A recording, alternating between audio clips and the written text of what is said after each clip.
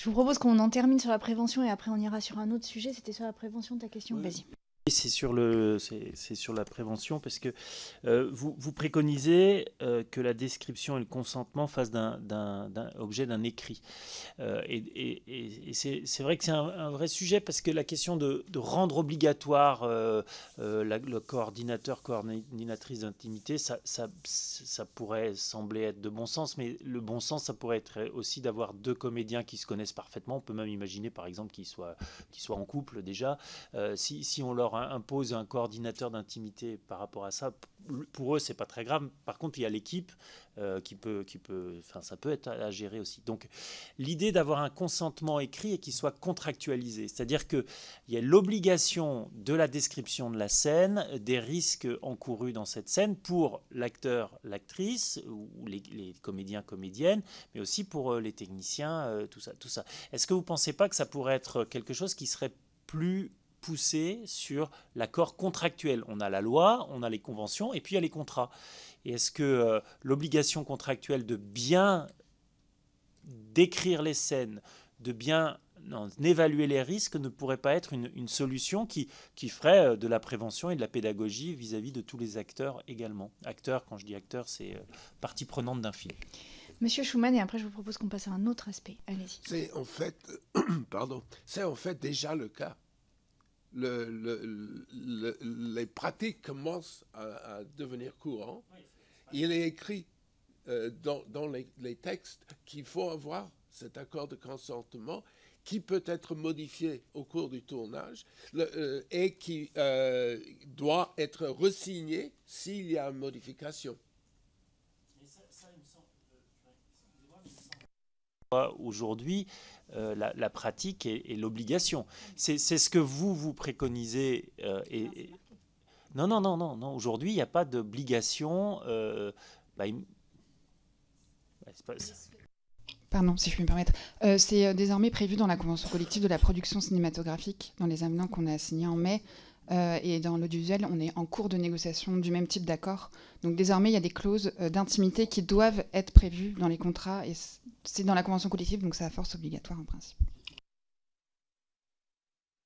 Je vous propose qu'on passe à un autre volet de questions. Et s'il y a des questions dans la salle, n'hésitez pas à en faire part, Monsieur Perret. Je vous donnerai la parole après. Alors là, je vais prendre mon expérience et cela va peut-être vous paraître incongru, mais d'ancienne vice-présidente d'une université où il y a eu... moi, j'ai été confrontée avec le CHSCT à des difficultés à ce moment-là, parce que en fait, les personnes qui étaient mises en cause par un témoignage méritaient aussi une protection syndicale de la part des représentants syndicaux. Et donc, la question que j'ai envie de vous poser, c'est dans le cadre de ce conflit d'intérêts entre la victime et la personne, enfin la personne qui témoigne et la personne qui est mise en cause, entre ces deux personnes-là, est-ce que vous avez déjà vécu des conflits d'intérêts dans la protection que vous devez à tous les salariés en fait sur un tournage, et comment vous envisagez cette chose?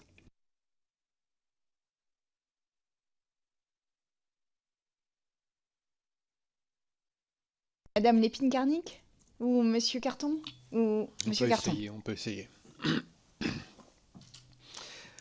Bon, conflit d'intérêts de protection des parties. Alors, je crois qu'on vit une époque assez fabuleuse où il y a un emballement, où qu'on soit sur ces sujets-là. On en parlait et on en parle régulièrement. Et on l'a vu sur des plateaux et des situations de travail où effectivement tout le monde est sommé de prendre son parti pour un camp ou un autre. Et on marche effectivement sur une corde raide sur ces situations-là. En ce qui nous concerne, il est clair qu'on appelle de nos voeux, quand il y a un signalement ou une situation comme ça, la protection des parties, c'est-à-dire que les deux personnes doivent être protégées, écartées bien sûr les uns des autres pour éviter de se retrouver confrontés l'un à l'autre. En attendant la réalisation et la conclusion d'une enquête disciplinaire au sein de l'entreprise. C'est effectivement une corde raide, on ne va pas se raconter d'histoire. On a eu à connaître des situations où une réorganisation du travail a été mise en place pour permettre de continuer le travail en attendant les conclusions de l'enquête, où c'était plus ou moins bien vécu effectivement par les uns ou les autres. Bon, voilà, je ne sais pas quoi vous dire d'autre que ça.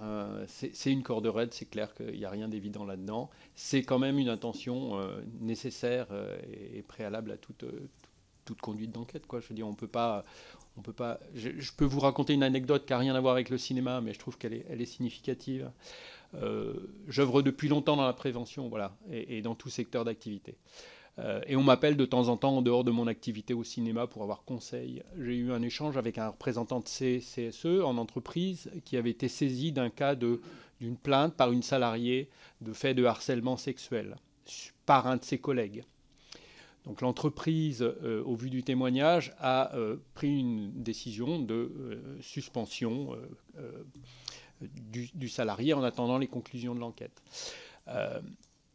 Alors, il s'avère que l'enquête établit qu'ils étaient l'un et l'autre dans un jeu de séduction et que c'est devenu un vrai problème quand monsieur a signifié à madame que non, il était marié et que décidément il fallait arrêter. Conclusion de l'enquête, je ne l'ai pas faite. Voilà, je n'ai aucune raison de la remettre en cause ou de questionner ses conclusions. Cela dit, ce monsieur a vu sa situation personnelle, familiale très dégradée. Entre-temps, a tenté de se suicider. Et donc oui, il y a une vraie attention à prendre en compte les potentiels effets, que les gens soient coupables ou pas. Donc bien sûr qu'il y a la sanction, mais il faut quand même mettre en place et sécuriser ce parcours. Moi, je suis très, très choqué par ça.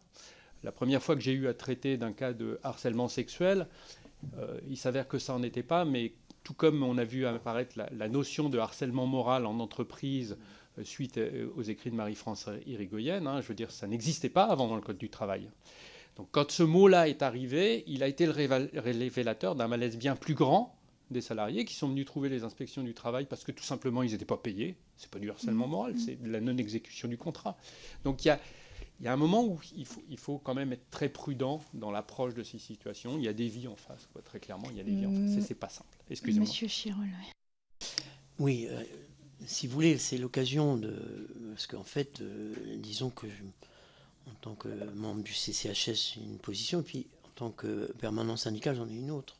Il faut bien voir plusieurs choses. La première, c'est que c'est bien l'employeur qui a pouvoir de sanction. Et ça, on est bien d'accord. Donc, le CCHS, comme vous l'a rappelé Valérie, il n'a pas ce pouvoir. Il a un pouvoir peut-être plus grand encore. Et c'est ça qui nous intéresse. C'est qu'il a un double intérêt. Il est extérieur au tournage et il est neutre. Il se situe à mi-chemin. La base de son intervention, c'est le respect des règles de sécurité.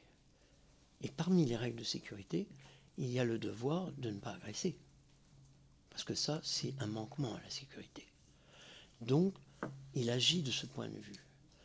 Et d'une certaine manière, en rappelant ces règles, la seule chose qu'il peut faire, c'est mettre le producteur en face de ses responsabilités en disant, voilà, maintenant la situation est celle-ci, nous on a des recommandations en matière de sécurité, on vous demande de les suivre.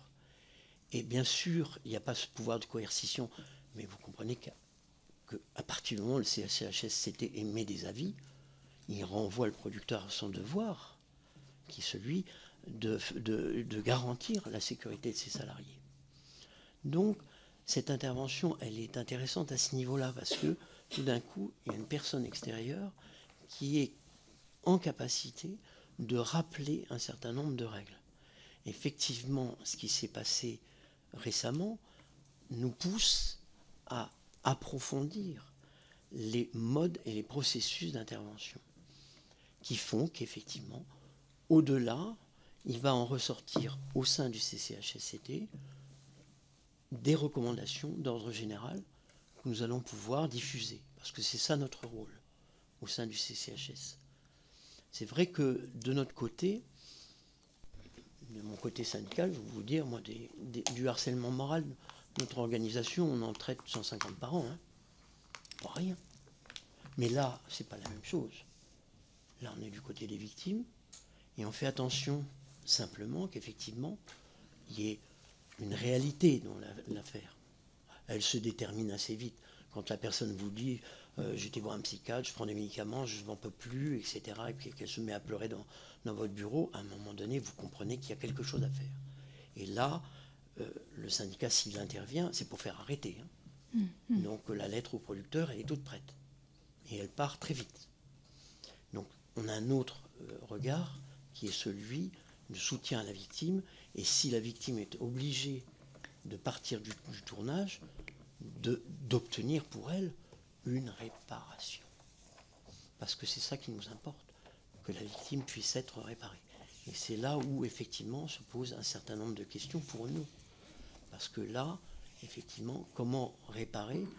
Est-ce qu'il faut aller au litige? Est-ce qu'on n'arrive pas à trouver un mode transactionnel, qui est quand même de beaucoup préférable?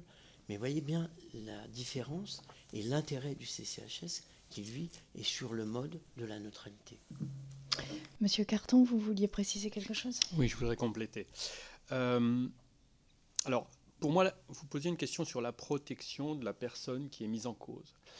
Moi, je crois que ça milite vraiment pour l'obligation et la systématisation de l'enquête. C'est-à-dire qu'on a tendance à essayer de trouver une sortie de gré à gré, et elle peut être quand même très préjudiciable à la personne qui est mise en cause, parce que la lumière n'est pas faite, et sa réputation est entachée malgré tout.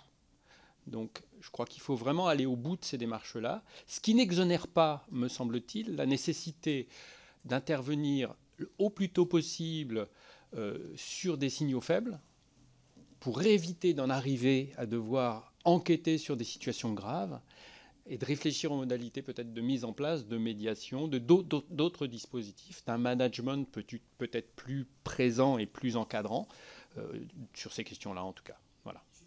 Je vais te passer la parole. Juste une petite précision, parce qu'on a parlé des risques, et en effet, chez les personnes qui sont l'objet de témoignages, enfin qui sont ciblées par des témoignages, je précise qu'il y a aussi un risque sur les personnes qui font les témoignages, qui elles aussi sont à risque notamment de suicide ou de tentative de suicide. Monsieur Ballet. Oui, merci. Monsieur Carton, là, vous venez de mettre en avant un point qui, moi, me semble essentiel, c'est la question du management, la question de la vie en équipe sur ces tournages. Les règles, elles existent, elles sont extrêmement claires. Elles sont la déclinaison du code du travail, enfin l'application, pardon, du code du travail qui a été fait pour la majorité du travail dans notre pays, c'est-à-dire la vie en entreprise. Et vous avez une vie en entreprise qui est une vie en entreprise ponctuelle, c'est-à-dire que vous faites société pendant 5 semaines, 3 semaines, parfois même pas moins que ça, parce que parfois vous avez des techniciens qui seront là juste 3 jours et qui iront sur un autre film après, etc. etc. Bon. Donc ça, c'est une grande particularité. C'est une grande particularité qu'il faut, à mon avis, prendre en compte. Et moi, la question que j'essaye d'approfondir, c'est la question justement du référent. Aujourd'hui, il y a un référent VHSS sur le plateau, qui peut être en lien, qui est formé, etc. La question que je pose et que je pose à pas mal de personnes maintenant, c'est est-ce que qui gère la vie, la bonne vie d'un tournage? C'est qui le poste qui gère le fait que les gens se sentent bien, que évidemment ils puissent parler, voilà. C'est le directeur de la production, c'est la maquilleuse, comme parfois on l'a entendu, et qui prend ce rôle, c'est le réalisateur, j'en doute un peu. Est-ce qu'il y a quelqu'un qui le fait dans les tournages, et est-ce que vous ne pensez pas que la vie du tournage devrait être organisée par rapport à ses spécificités de délai court, de tension, ce rythme particulier aussi, où vous l'avez dit tout à l'heure, on peut travailler de façon très intense pendant une demi-heure et puis attendre 3 heures. Et l'attente génère parfois l'ennui, et l'ennui peut parfois générer l'envie de faire des bêtises. Comment on gère tout ça? Et qu'est-ce que vous auriez comme préconisation pour avoir peut-être je ne sais pas, c'est peut-être bisounours, mais un référent de la bonne vie sur un plateau? Je vous laisse répondre, après je donnerai la parole à Monsieur Pérez. Anna Pinès, Chief Officer, sur les tournages. Alors en fait, sur un plateau, je crois que vous avez eu l'occasion de l'entendre déjà, mais les postes sont très hiérarchisés et chaque chef de poste est en quelque sorte en charge de ses troupes. Le directeur de production est là aussi pour organiser, pour harmoniser dans un temps effectivement très bref le bon rapport entre les personnes et les équipes. Et parfois, les producteurs sont aussi sur place pour assister au tournage, comme ça a été le cas, comme je vous le disais, sur le tournage du consentement. En fait, on vous l'a déjà dit, le cinéma est une industrie de prototype. Donc, à chaque fois, il y a des modalités de mise en œuvre qui sont différentes. Mais là, je parle pour le cinéma, mais peut-être pour l'audiovisuel, il y a d'autres choses à dire, notamment sur la temporalité qui est très différente, qui peut être différente. Oui, si je peux répondre à la question. Julien, oui. Merci, rapidement. Moi, j'écoute ce qui se dit sur le cinéma. Il se trouve que je suis directeur général en charge des productions chez TF1 Productions. Et ma connaissance est celle des tournages de divertissement dont on n'a pas parlé, mais le CCHS audiovisuel, il couvre aussi les divertissements, les captations, etc. Sur la production d'une émission de divertissement, la différence notoire, c'est d'abord beaucoup plus de techniciens sur un moment beaucoup plus court, parce qu'un divertissement, c'est 2 ou 3 jours de travail sur le plateau maximum, sauf quand il y a des séries, etc. Il y a une très grande coactivité d'entreprises extérieures, parce que c'est très technique. Il y a beaucoup voilà, parce qu'il y a des enjeux aussi économiques de cette coactivité derrière. Moi, je pense que les personnes dont vous parlez incarnant dans ce domaine-là, il n'y a pas une seule personne. Il se trouve que les producteurs sont des producteurs artistiques, pas des producteurs exécutifs qui investissent de l'argent, etc. C'est vraiment presque des techniciens de l'artistique. Donc, ils sont entourés de coordinateurs artistiques. Qui dit coordinateur dit coordination avec tout un pan de la production. Et puis, il y a le directeur de production. Ça marche toujours, de toute façon, par deux, artistique production. Voilà, pour vous éclairer sur votre question et pour pouvoir parler aussi du divertissement.